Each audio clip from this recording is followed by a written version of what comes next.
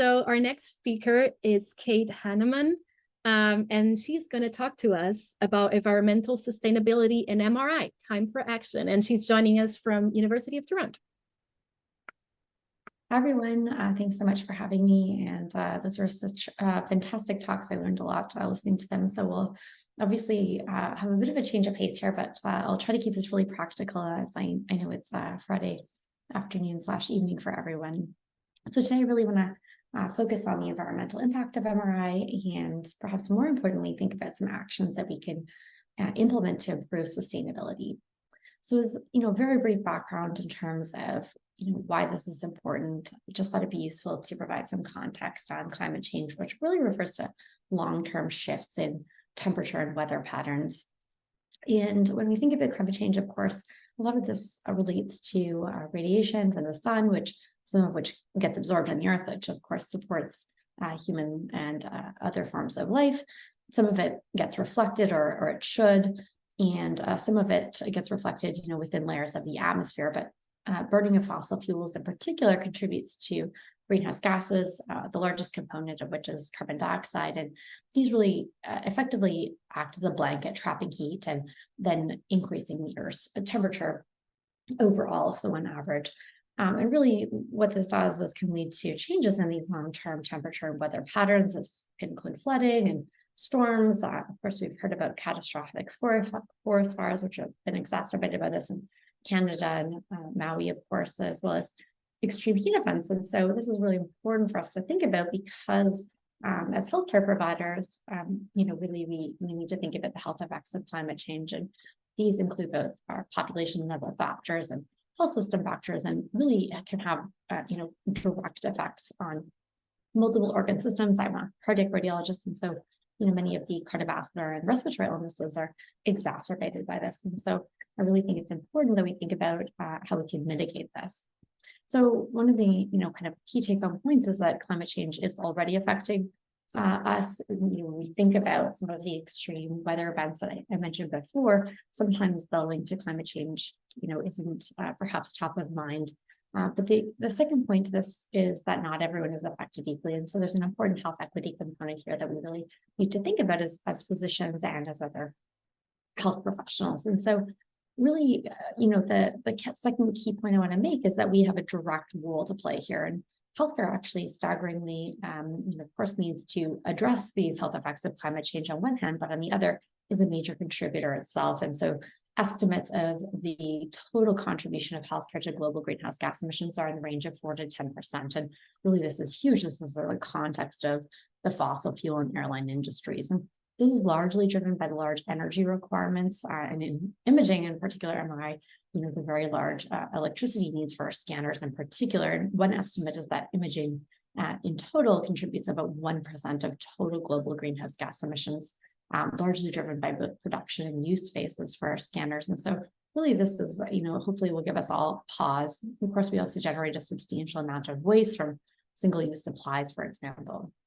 When we think about MRI, really we have perhaps the largest role to play as physicians and scientists and other professionals interested in MRI, because the emissions and energy use varies quite substantially by modality. And so MRI is much higher than other modalities. And really that makes sense when we think about kind of just the scale of the MRI scanners compared to ultrasound machines, for example, but also the length of the exam, for a typical patient. And so when we think about per exam emissions, really it's quite a bit higher for MRI. And so we have a lot more room to make a potential impact by trying to address some of those energy and emissions that are related to MRI.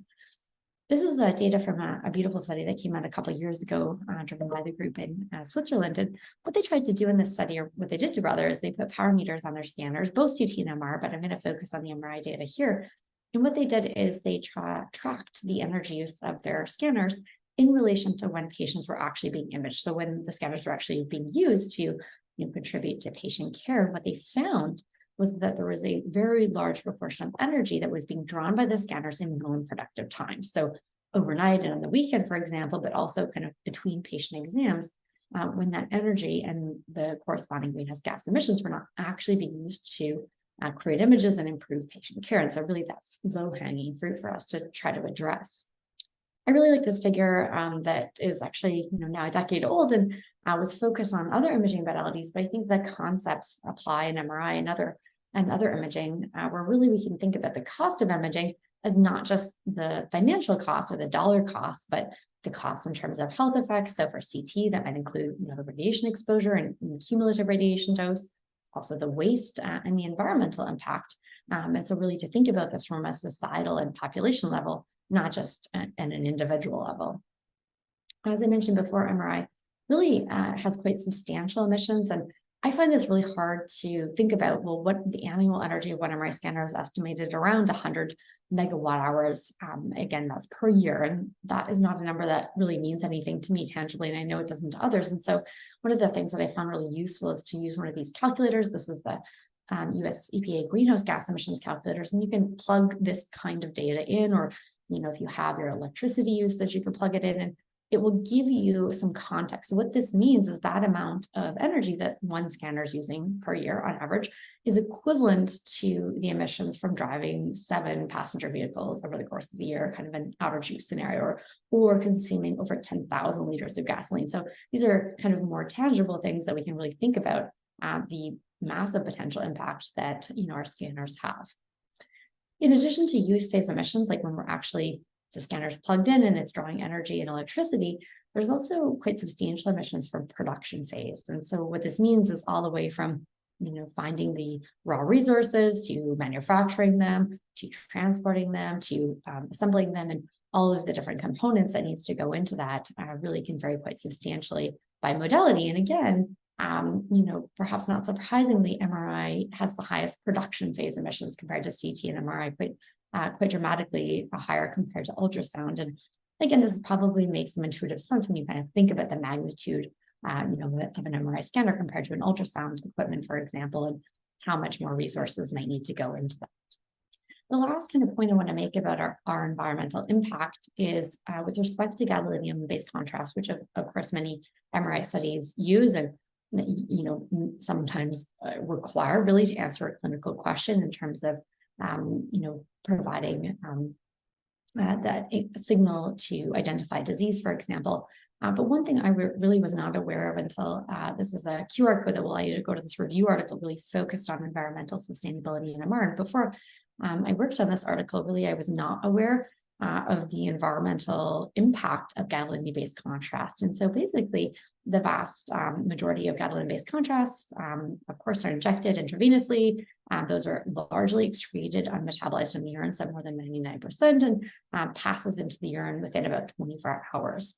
So, of course, most of that is voided into our sewer systems. And interestingly, gadolinium-based contrast agents are chelates, of course, and those are very stable. And so they're not removed by traditional water treatment processes.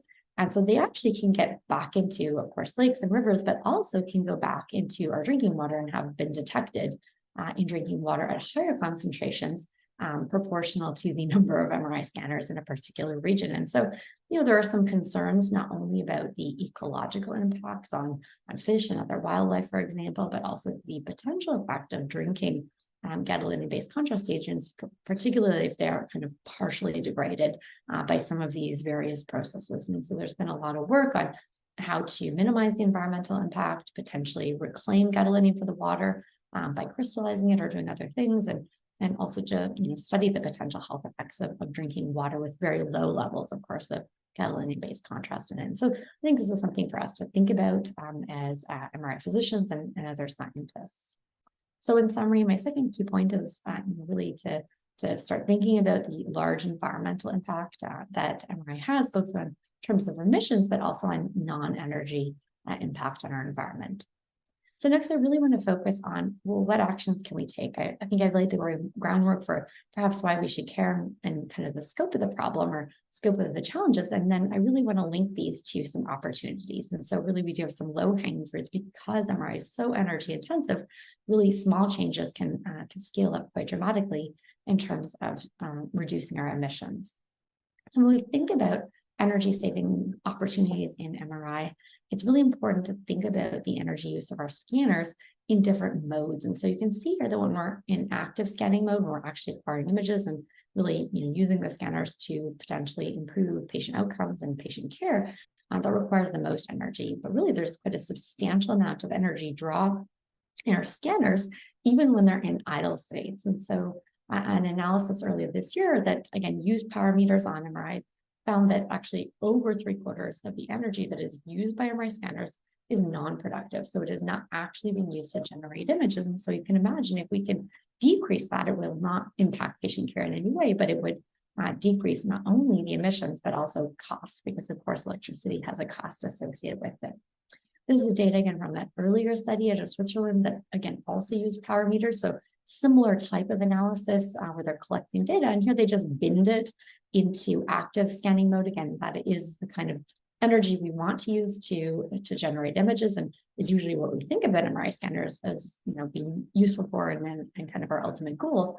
But here, when we look at how much of that total energy per scanner is in off states or idle modes, it's really quite substantial. And so kind of summary action that we can do is either turning our scanners off or putting them into lower power modes, and this will reduce energy waste in those non-productive states.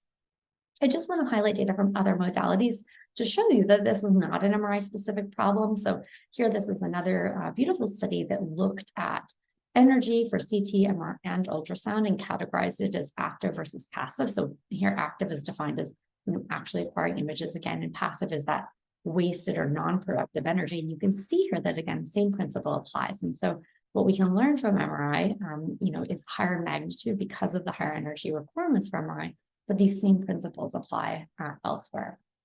So we have the potential to save 30 to 80% energy simply by powering down our scanners or putting them into a lower energy mode rather, either overnight or on the weekend. Again, not for scanners that might be used in emergency departments, but really for those outpatient scanners where patients are not scheduled at those times. And really important to link that action with the lower cost. So if we save energy, not only we're reducing our environmental footprint, but we're also saving our department's cost.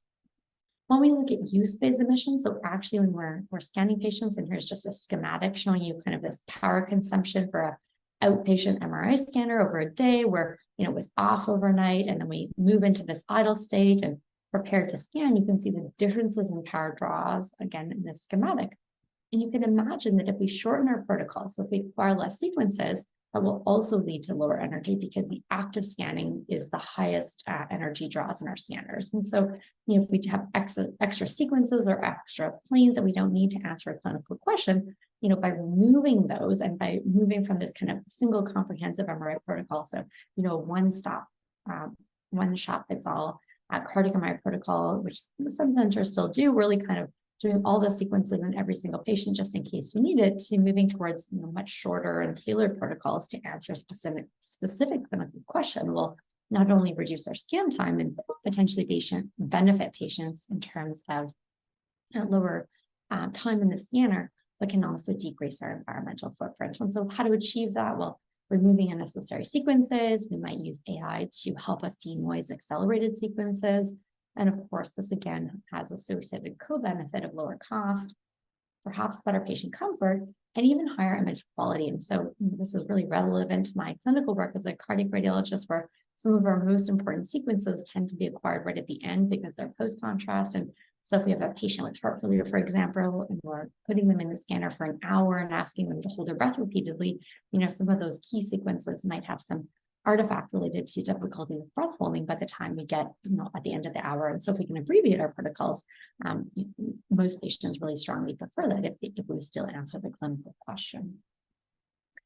The energy that we use during the scanners or in MRI scanning really varies not only between scanners, but also between pulse sequences and field strength. And so there's some really interesting data emerging now showing us that the energy requirements differ not only between sequences, which we now understand, but also between field strengths. And so you can see here in general that the energy and power draw is higher for higher field strength. And this is largely related to the required gradients and so forth, but really makes a case for how low field imaging might be very useful to increase access to MRI globally, but also, again, from that health equity lens in terms of thinking about decreasing our overall environmental footprint.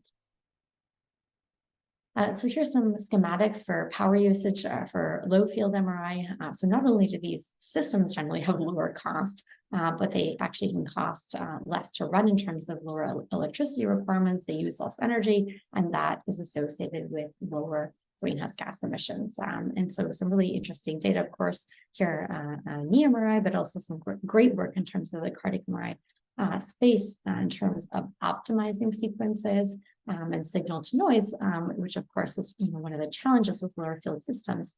So I'm very excited to see how low field will tie into sustainability as we move forward in the coming years. The third main point I want to talk about is reducing low value imaging. And so what this means is, imaging that is not clinically indicated, it does not by definition improve patient outcomes. But of course, if we're doing imaging, it contributes unnecessary greenhouse gas emissions, particularly if that low value imaging is MRI because of the high associated energy requirements. And so, really, if we can leverage appropriate use criteria, decision support tools to reduce low value imaging or choose the most appropriate imaging test so that we don't have multiple imaging tests to answer a clinical question, we can reduce emissions associated with that. And this can of course be very challenging, but something we need to think about across the board in imaging. There's also some really interesting data in terms of the energy requirements for all of the other equipment that tends to go along with our MRI scanners. So our PACS workstations and our other computers, even the printers and the monitors that we need. And there's some data published earlier this year, again, from the group in Switzerland, where they used an activity tracker in their department. And really what this did was used to identify equipment that was left on overnight, but was not utilized, so wasn't interacted with, and so could potentially be turned off. And what they found when they extrapolated this out is that there was a potential massive energy savings by turning all of this unused equipment off. So this is sort of analogous to your mom telling you to turn your lights off when you leave the room, but on a much larger scale because our equipment just draws so much more energy. And so I found it quite staggering when they actually calculated the energy savings. This is just simply from turning things off that were left on overnight but not used. And then again, that substantial greenhouse gas savings by making these relatively small changes. And I really like, because in a study, they put this in the context of energy use or for 14 single family homes. And so, that amount of energy savings simply by turning things off that were left on but not utilized was equivalent to the energy that's needed to power 14 homes over the course of 1 year. So really, really quite substantial potential impact. Finally, I want to talk about the environmental impact of contrast. And we talked about the potential for water body contamination, but gadolinium is also a finite resource. And so we really need to think about how can we use it judiciously within the environmental context. Of course, it also requires packaging and transport. And so all of those ancillary features can also contribute to emissions and our environmental footprint. And so this was a study that looked at switching from single dose to multi-dose contrast delivery. This was in a context of iodinated contrast for CT, but really a similar principle would apply in MR. And really by making this switch, they did a beautiful analysis and showed really dramatic decrease in waste in terms of plastic, but also in terms of the contrast that went down the drain, simply because they were using a multi-dose system. Of course, you need to involve your infection control teams at your hospital to make sure this is supported. But really, again, a small change. This can also have cost savings. Tends to be less expensive to use a multi-dose system versus single dose for individual patients. There are also strategies to recycle contrast, particularly for iodine, but also lots of interest in reducing contrast dose when feasible. So my next key point is, really we do need to work together. And really I've highlighted here that, many of these things require collective action. We need to work together, both as radiologists, but scientists to think about some of these strategies, and also work with our technologists to implement policies to turn our scanners off when they're not required, and also engage with our vendor partners to create lower power and lower energy modes on our scanners. And so really just kind of a brief summary of what I think are kind of 5 actionable steps that we should think about in terms of powering down our scanners, shortening our protocols, reducing low value imaging, turning other equipment off to reduce energy waste, and reducing contrast waste as well.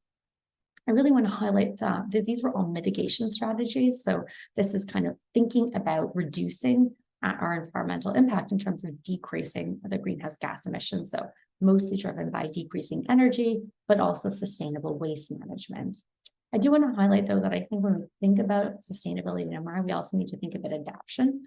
So building resiliency to the impacts of climate change. So I kind of think about this as being the downstream. So our MRI scanners, of course, we don't want them to quench, and we really need to think about building preparedness so they don't flood and they're not susceptible to power outages. We need to think about IT upgrades so we can withstand extreme weather events, and even having disaster management protocols. And so some of the adaptation strategies that are very relevant to imaging and MRI in particular is, of course, ensuring we have backup systems. And most hospitals require this, but MRI is very susceptible to power outages. And so we really need to have redundancy in those systems.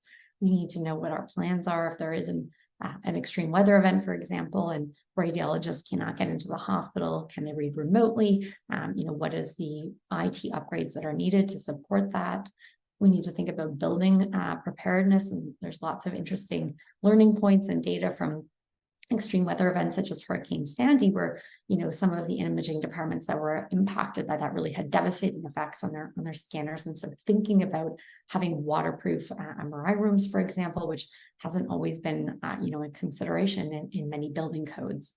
We also need to provide education for radiologists, but other imagers as well, in terms of changing disease patterns and preparedness for the potential for a massive increase in demand in imaging if, for example, our emergency departments are overwhelmed with patients after a mass casualty event. And so really having that preparedness in terms of supporting the workforce, both technologists and imagers. So finally, hopefully I've convinced you that there are things we can do to decrease our environmental impact. And a lot of this really will require engagement and collaboration between multiple parties. And really, we need to work together to achieve this. Here's in my last slide, a summary, I hope, of some of the things we talked about in terms of environmental sustainability in MRI. Again, this is from a review article on this topic. And I think it's really important to talk about the challenges and talk about our impact, but really to highlight that there are many opportunities that link with those. And so, we've talked about some of what I think are the, easier to implement strategies that have larger impact. And then we need to think about adoption and other strategies as well. So with that, thank you. Thank you. Thank you so much, Kate.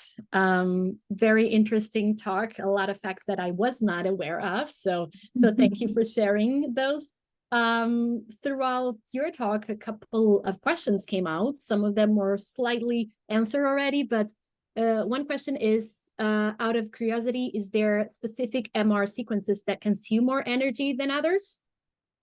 Yeah, this is great. So I would encourage you to look at that JMRI paper, for more details, but definitely. So diffusion weighted sequencing and EPI sequences tend to use more energy. And some of this is related to, the gradients and the time for acquisition, of course, but emerging data in this area. We have very little, but there is some granular data in the table that's included in that article. But in general, I would say, I think probably the more important principle is that if we shorten our protocols in general, and reduce redundant or unnecessary sequences, that probably will have the larger impact on a per protocol level.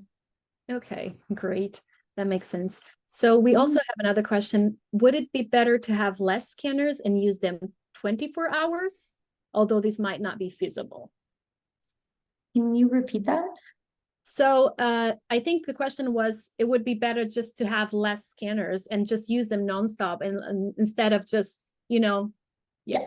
Okay, I understand the question now. Yeah, so definitely there's a lot of work in terms of moving, optimizing efficiency of the scanners. And so moving to a more 24/7 model in terms of, not having scanners powered on overnight, but not in use. And there's definitely some data to support that. I will just say that the caveat is, of course, I think we are all, at least we are in North America, facing many shortages in terms of technologists. And so, finding technologists to work on scanners overnight and finding patients who want to come overnight for scans, can be challenging. And so I think we just have to be mindful of those considerations. And so If, for example, you have the opportunity to have scanners, but there is a way to power them down, which many new scanners do have, of course, not fully off, but in a very low energy state, that is another opportunity. But absolutely, scheduling efficiency is really important. Okay, great. We have an interesting question. So it's, do you know of research being done to increase MR hardware sustainability? So for example, new approaches to scanners. So that's an interesting point in terms of the hardware, and the components of a scanner. It's a fantastic question. So I will say this is something that, to my knowledge, all of the vendors are working on. They absolutely understand that the production phase of scanners is very, requires a substantial amount of energy and has a large environmental footprint. So I don't have specific data, but I would say I will anticipate that this would come out in the next couple of years. So many of the vendors, as you know, are working on lower helium scanners, for example, and potentially tying that into low field systems, so decreasing that environmental footprint from the kind of scanner manufacture process and the requirements from there. I think that a related question, which I think is also very important to think about in terms of kind of the hardware, is the potential for refurbishment. And there, even 10 years ago, this really wasn't a thing. People just wanted a new scanner, understandably, if you needed it. But I think there's a lot of interest from the industry and vendor partners in terms of thinking about what components could get reused. Is there the potential to, move scanners to lower resource settings and at least reutilize some of the components? And so those are all related, because of course, if we don't need to buy a completely new scanner, then there's a lower kind of cost in terms of the environmental cost for the production phase. Okay, great. I think those were the questions. I just have a small question, just tying up the previous presentation on AI. And do you think AI, in terms of dealing with sustainability, can help sort of optimize, all these protocols to minimize some sort of feature? I think so. And there'll be an upcoming paper on this in the next couple months, specifically related to sustainability and AI in radiology. And absolutely, I think I just want to highlight that I think it's a double-edged sword, because AI, development and models and data storage in general really can have very high energy requirements. And so I think it's important to be mindful of that. But I do think there's the potential for AI tools to help us in terms of optimizing our sequences and denoising accelerated images and even using less contrast, so kind of optimizing the contrast within lower low contrast techniques. And so absolutely, I think there is the potential there. We just need to be judicious about it. Perfect. Thank you so much.